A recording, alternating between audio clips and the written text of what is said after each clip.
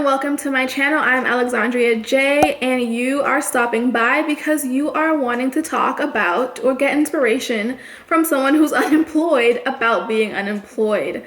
So I actually had this idea because I had thought about a lot of people and their circumstances during this time, and I realized that a lot of people are going through the same things I've been going through for the past few months. And I think that coming from a person that has been unemployed, that has jumped through a hurdle of like completely coming to terms with the fact that this is actually happening and it might be long term, I can definitely help with figuring out the whole mindset and the whole process on how to not be in a little anxious ball of depression during this time. I am in no way, shape, or form a medical professional in terms of mental health. I'm only giving tips and advice as to how I felt and how I think others may feel as well, and how I feel like I overcame this problem. And also I want to just say nothing that I say is a definite. You can try these things and it might not work for you. You can try other things and they might work better for you. Either way, I'm just spitting from my own experiences here. And I hope that it touches someone. I hope that it helps one person, because that means this video was doing its job. And so yeah, let's get right to it. The first thing that I wanted to talk about was understanding that being unemployed does not mean that you are a complete failure, okay? And this is an idea or a mindset rather that will take you a while to get through. I've been unemployed now for many months, and I just said yesterday to my husband that I felt like I was a failure. No. And it's just not the case. You're just in this part of life. It's supposed to happen for whatever reason, and you have to identify what that reason is. Later on in this video, I talk more about that. But ultimately, it is okay. Like, you may think it's not okay, but it certainly is. I think it's important to also understand, take some time in the beginning to sulk in it. Feel your emotions. Feel like a failure in the beginning so you can be done with it. This is your first and last time you can feel this way. Be realistic about how much time you need. Once you grasp hold of this reality, you can actually move forward and not move backwards. I went through a few months of just complete uncharacteristically being sad, uncharacteristically being unmotivated and mad and a little bit angry. And I had to learn that I needed to take time to actually think about this chapter of my life, this chapter of being unemployed. And I had to deal with it head on, or I wasn't ever gonna move forward. And so I took that time to sulk in it. You should too. You have a right to feel that way, but not for long. So with that said, number two is, if you are able to apply for unemployment in your city or state, once you realize this will be a reality for a set period of time or a certain amount of time, and you're still having bills rolling in, you're gonna wanna make sure you're covered. Even if you have savings, you wanna be able to have cushion, and you wanna be able to just have a steady sort of flow of money coming into your account at this time. With the high influx of claims, make sure that you're keeping close track of it. If you notice that it's gone a few days and you haven't heard anything, or if you're expecting a call, you put in your planner or something, I'm expecting a call in 48 hours, 24 hours, I need to follow up. Write yourself little reminders. You don't want to give representatives of your state's unemployment office any reason to feel like that you're not taking it seriously. So just be on top of it. So number 3 is, you want to kind of think about how you're gonna organize your space. I personally cannot get up and start working in an unorganized environment. When I get up, I wash the dishes or I clean the living room, because it's a space that I know I'm gonna be in throughout the day. And it helps me just like not feel as, I don't know, it helps my headspace when my physical space is good. If you're thinking that you want to take the time to apply to jobs every day, like let's say you decide you want to spend 4 hours every day or 3 times a week, whatever the case may be, you want to make sure that you have a space devoted to doing that. That gives you the ability to enter and exit that space and enter and exit that headspace as well. So if you're working in your living room, get up in the morning, clean it up from the night before or whatever, and just put yourself into that headspace of, okay, now I'm ready to like delve into applications, or I'm ready to do some research. You want to think about what you actually want to do with this time. So one thing I did was to come to terms with the amount of extra time that I was going to be having. I actually made a pros and cons list for having extra time.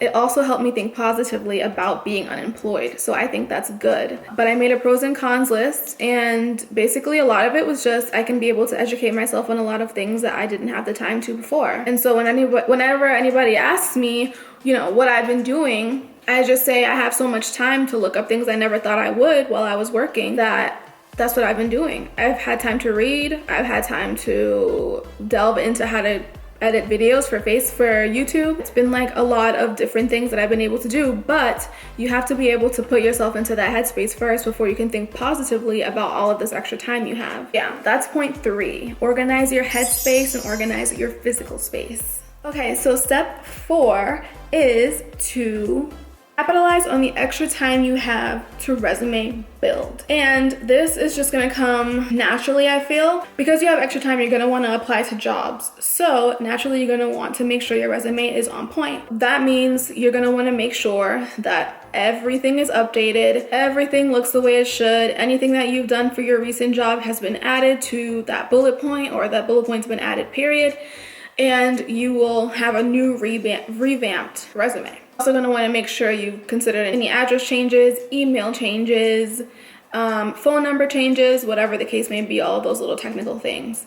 Do that ASAP, because that means the sooner you can do that, the sooner you can apply to jobs. While you're resume building, you can also think about different career fields you might be interested in. So I was a paralegal, but I have been considering working as an office assistant since I came overseas. It's definitely led me to apply to more jobs. And that can be great. You may be opening your ability to get a new job and faster. Another thing which goes in the same point is to change your LinkedIn to, I think it's looking for jobs or looking for employment, something like that you can change it to, so that headhunters or recruiters who are looking for people will see that your account says that you're looking for work and not working anymore. And I remember when I did that while I was looking for my last job, I started receiving a few messages in my inbox about opportunities that people were offering me.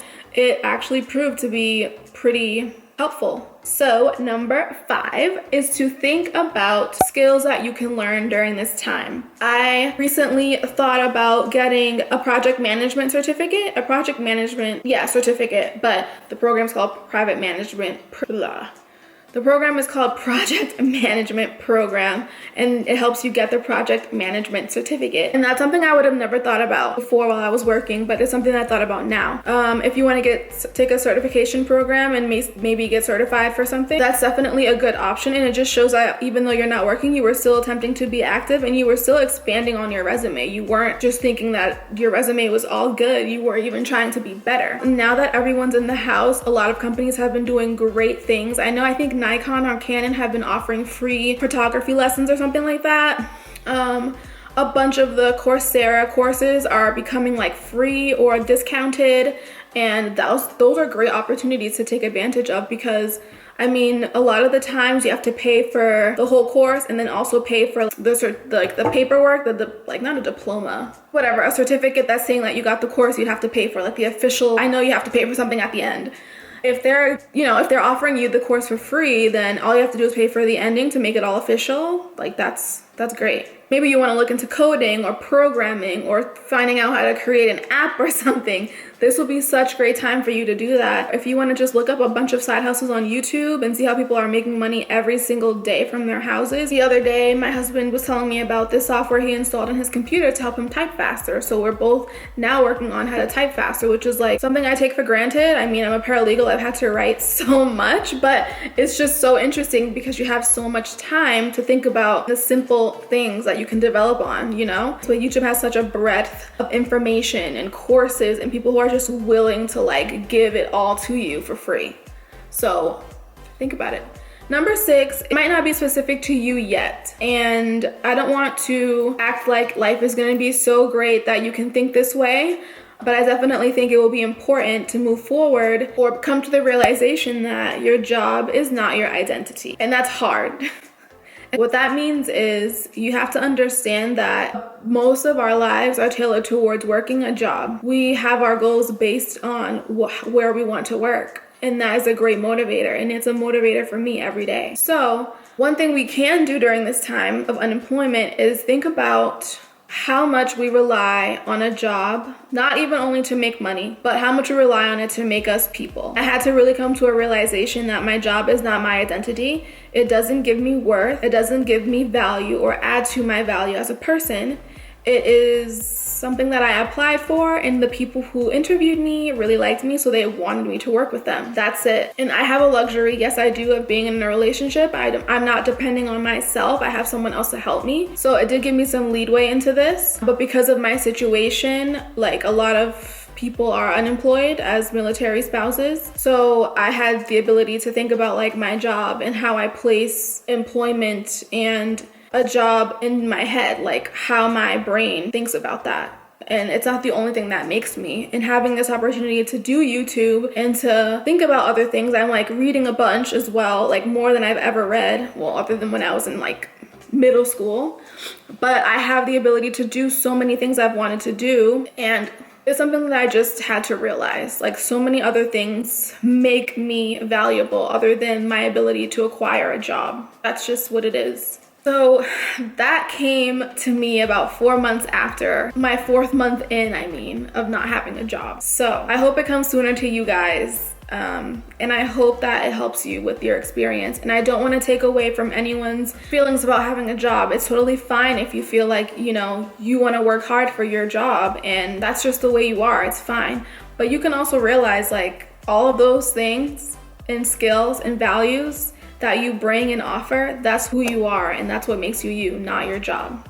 So my 7th point is to expect a roller coaster of emotions and motivation. And that comes with the territory, right? That comes with just being human. You're not always gonna be on your A game and you're not always gonna be in a mood. Like, it's just not the case. But during this time, there's gonna be so much going on in your head, so many feelings of maybe doubt, maybe you're entering little bits of depression or just being uncharacteristically you. And that's okay, but expect that beforehand so that when you do expect it and when you enter it, you understand what's going on and you'll be quicker to get out of it. So have those expectations for yourself. In order to combat that, incorporate number 8. Get something that helps you organize your thoughts and organize your goals and tasks. It may be little as taking a walk or incorporating a 30-minute exercise every day or reading for an hour, but put it in here because even if you're not doing crazy amounts of things, being able to check something off makes you feel a little bit successful. And it's about those feelings and like a little bit of a hustle every day that makes you want to go further and keep being consistent with it. I do have another video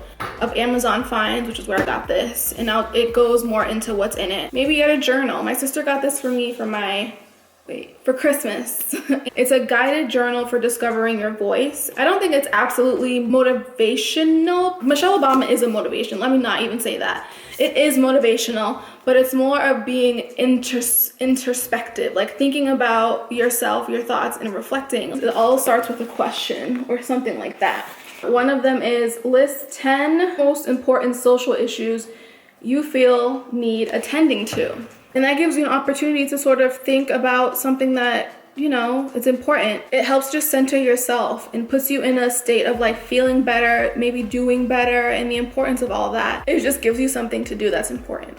I also have another book. It's my book of aspirations. And it has it in like rose gold, shiny letters.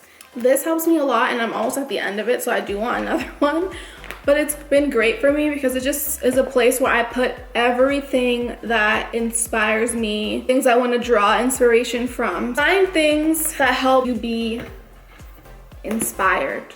It can be books, but it can also be stuff that you draw from your own head and things that help you organize yourself. Again, it is okay that you're unemployed for whatever reason, as long as, from my point of view, you are finding ways to be positive. You don't have to be positive about not having a job, but you can be positive about one thing that you have. You can't even put a value on it, and that's extra time or even time in general. So tip number 10, and this is also like another added bonus tip that I didn't think about before, but have been falling in love with, is like home decor projects. If you are interested in DIY projects, home decor projects, getting just manual labor done in your house, you can use this time to do that too. One thing I want to do is do a gallery wall for my home. So there's this big wall behind me here, and I want to put a bunch of beautiful art and whatever things I can find that makes a gallery wall, I want to do that there.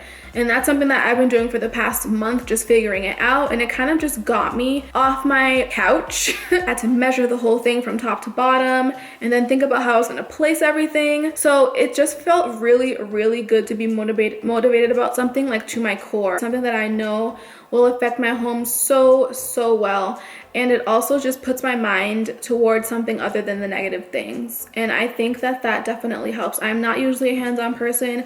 I don't usually gravitate towards DIY projects, but I do think that this definitely helped me become more positive. Anything that inspires you to be better and inspires positivity during this time, just get to it and do it. And it also just gives you the ability to plan something over time. So every day you would go to work, right? What about every day you devote a certain amount of time to getting something done, like a larger task? As long as you're devoting time for yourself, for applying to jobs at the best of your ability, you're devoting time for any growth, you're doing what you need to do. And that's the end of the video, guys. I hope this really helped some of you and just helped you to push yourself and think about the ways in which you can do so. I really am excited for you for whatever you do. How about you drop it in the comments if you have a habit that you want to form, a task that you want to complete that you haven't been able to because you've been at work, a goal you want to achieve, any free courses or anything that has been offered because of quarantine, any tools you use to stay on track. Thanks, guys. Water.